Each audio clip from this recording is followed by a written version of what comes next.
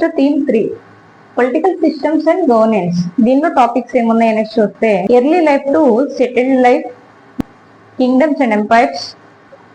వీటిలో మనకి మౌర్యస్, గుప్తాస్, కాకతీయ, శాతవాహన, హిస్టరీకి సంబంధించిన అన్ని టాపిక్స్ అనేవి ఉన్నాయి. వీటితో పాటు ఏంటంటే ఈస్ట్ ఇండియా కంపెనీ కూడా మీరు చూడాల్సి ఉంటుంది క్లియర్ గా. చాలా టాపిక్స్ ఉన్నాయి, అందుకని ఏంటంటే బోర్డు మీద రాయాలి.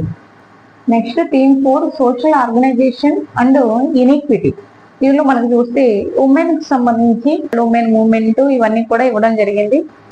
వీటితో పాటు గవర్నమెంట్ టైప్స్ అంటే లెజిస్లేచర్, తర్వాత executive, judiciary, fundamental rights, fundamental duties, next democracy, Indian constitution, ఇవన్నీ కూడా టాపిక్స్ అనేవి ఉన్నాయి థీమ్ 4 లో అని చెప్పొచ్చు. Theme 5 religion and society. Religion లో మనకి చూస్తే హిందూయిజం, తర్వాత జైనిజం, తర్వాత Buddhism, next Islam, Sikkim, next one unity and diversity.